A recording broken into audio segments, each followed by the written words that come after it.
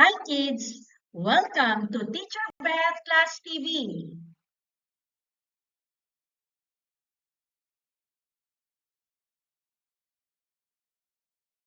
Today, we're going to discuss about water cycle. In this lesson, you will recognize the importance of the water cycle and differentiate the key processes in the water cycle. Are you ready? Water is one of the most abundant and most important natural resources on Earth. About 71% of Earth's surface is covered with water. What activities do you do every day that use water? These are some of the uses of water in our everyday activities: drinking, washing, cooking, cleaning, watering plants, and washing clothes. Without water, plants would die, animals and humans would not survive, farming and food production would stop, and hygiene and sanitation would suffer. Water moves continuously from the atmosphere to Earth's surface and back to the atmosphere. This continuous movement of water is called the water cycle, also known as the hydrologic cycle. The water cycle is the continuous movement of water from oceans and fresh water sources to the air and land and then back again. The diagram shows what happens to the supply of water on Earth. Most fresh water on Earth's surface is found in moving water and standing water. Examples of moving water are rivers, streams, and springs, while standing water are lakes, ponds, and wetlands. About 97% of Earth's water is salt water. Only about 3% is fresh water. Much fresh water is frozen in glaciers and ice caps. The water cycle constantly renews Earth's supply of fresh water. It helps regulate Earth's temperature and distributes water around the planet. The sun plays a very important role in the water cycle. It provides heat energy. It causes water to change states like liquid, gas, and solid, and it makes evaporation possible. Without the sun, water would not evaporate, clouds would not form, rain would not fall, and the water cycle would stop. The water cycle involves three processes: evaporation, condensation, and precipitation. The first process needs the energy from the sun to convert the water on Earth's surface into vapor. This process is called evaporation. It is the process where liquid water changes into water vapor or gas. It provides enormous amounts of water from the oceans. How it happens? The sun heats water in oceans, rivers, lakes, and ponds. Water molecules gain energy. Water turns into invisible water vapor and rises into the air. Additional process is the transpiration.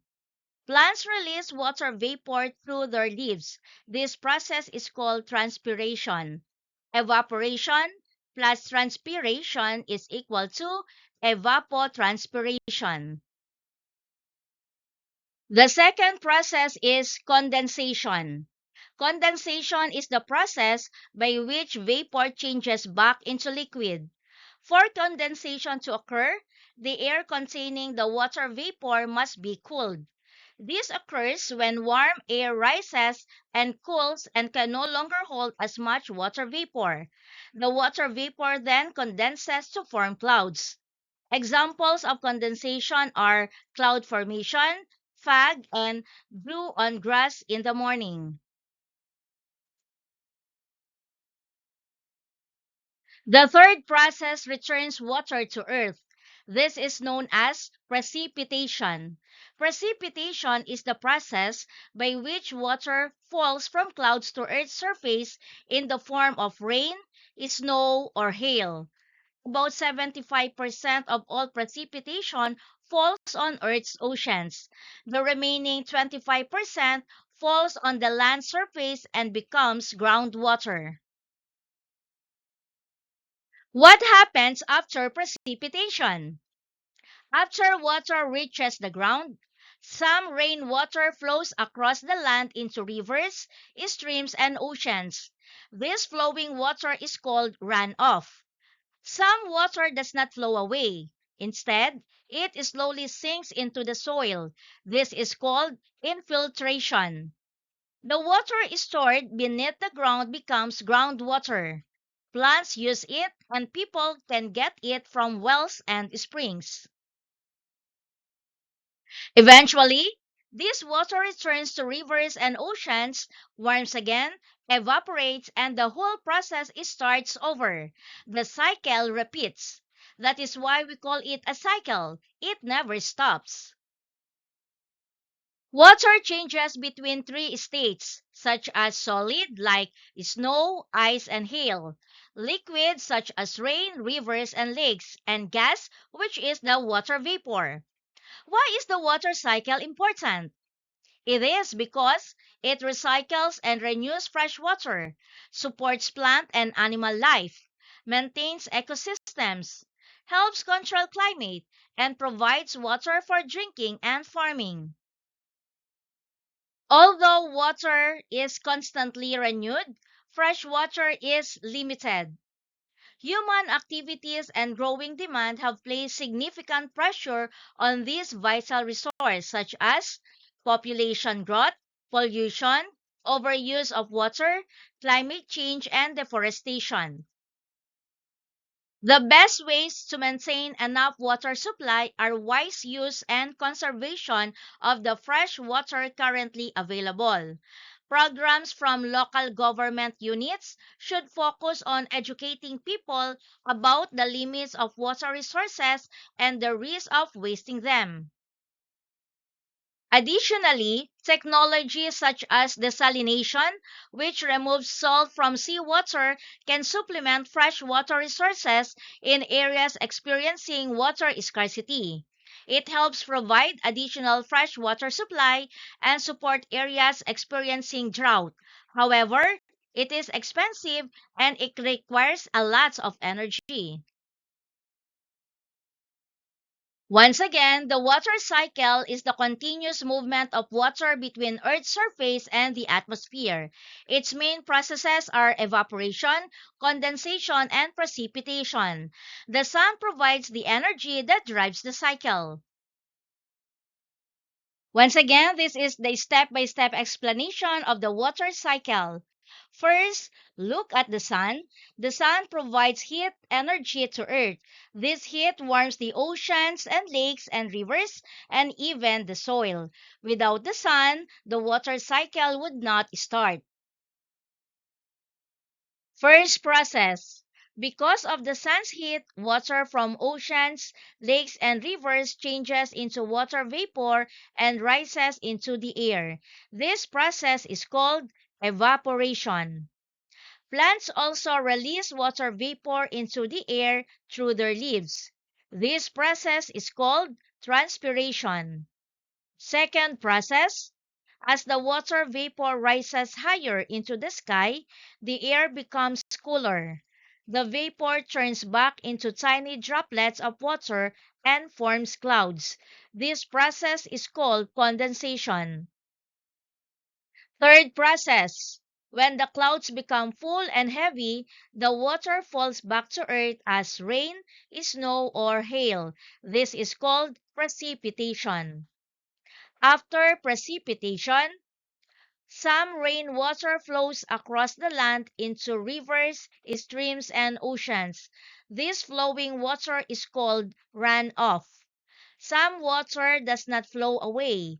Instead, it slowly sinks into the soil. This is called infiltration. The water stored beneath the ground becomes groundwater. Plants use it, and people get it from wells and springs. Eventually, This water returns to rivers and oceans, warms again, evaporates, and the whole process starts over. The cycle repeats. That is why we call it a cycle. It never stops.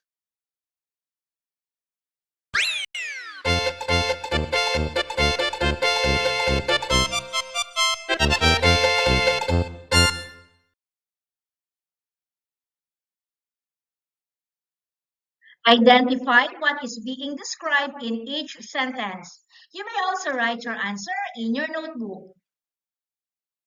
Number 1, the continuous movement of water from Earth's surface to the atmosphere and back again. Water cycle. 2, another scientific name for the water cycle. Hydrologic cycle. 3, the main source of heat energy that drives the water cycle. Sun. 4, the process in which liquid water changes into water vapor because of heat. Evaporation. 5, the process where water vapor cools and forms clouds. Condensation. Number 6, the falling of water from clouds as rain, snow, sleet, or hail. Precipitation. 7, the release of water vapor from plant leaves into the air. Transpiration. 8, water flowing over the land into rivers, lakes, and oceans. Runoff. 9, water found beneath Earth's surface is stored between soil and rocks. Groundwater. 10, the process where water slowly seeps into the ground. Infiltration. Number 11, the most common type of water found in oceans. Salt water. 12, the type of water suitable for drinking and used by living things. Fresh water. 13, the substance essential for life that covers most of Earth's surface. Water. 14, the process of removing salt from seawater to make it drinkable. Desalination. And 15, the endless natural circulation of water on Earth. Water cycle.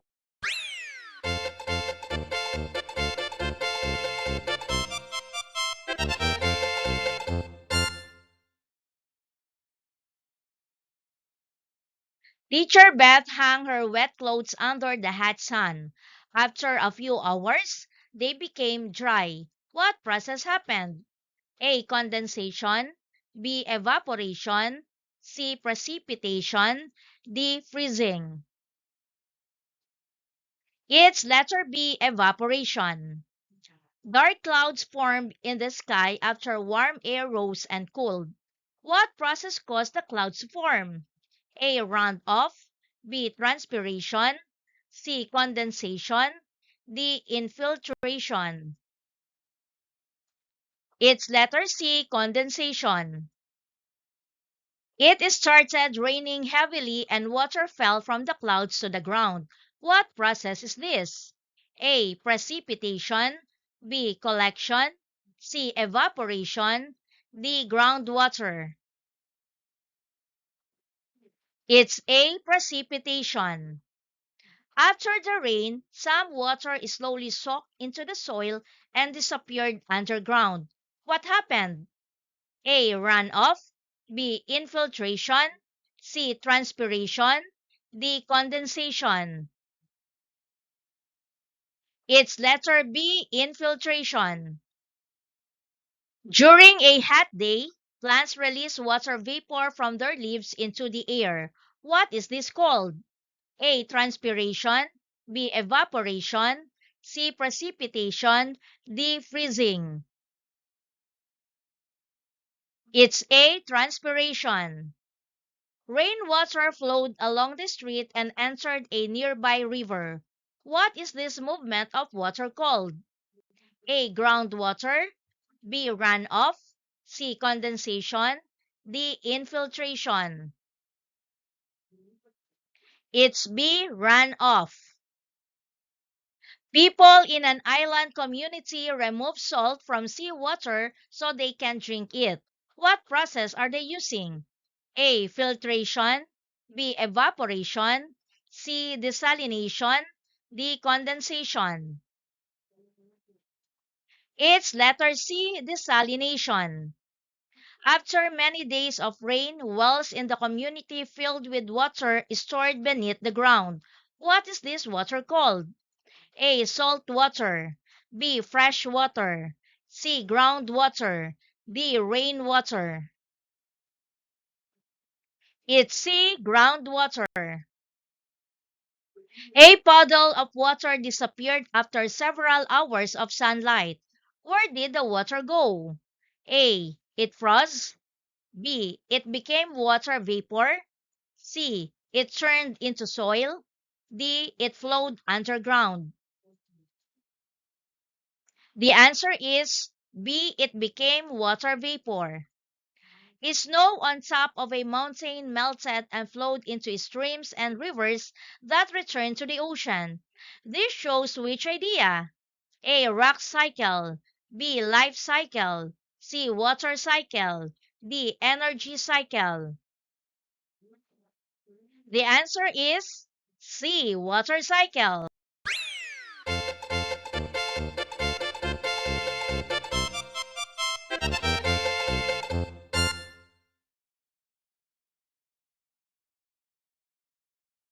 Study the picture carefully. Label the main processes of the water cycle. You may also do this activity in your notebook.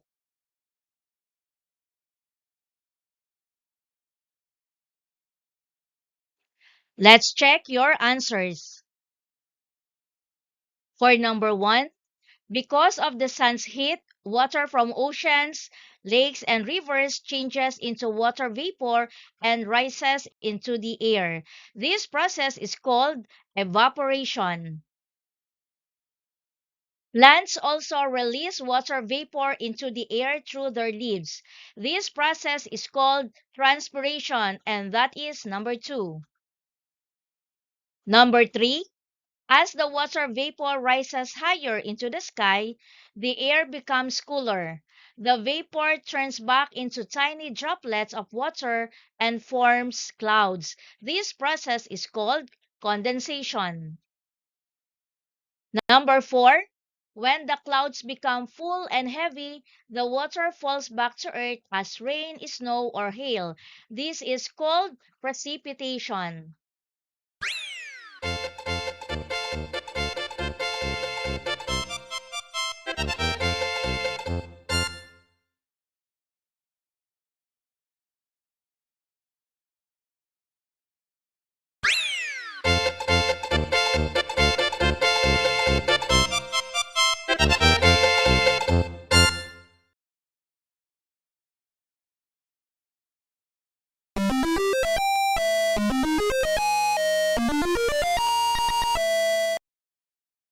Thank you for joining me. Let's learn, play, and grow together. Teacher Beth Class TV. Subscribe, like, and share. Thank you.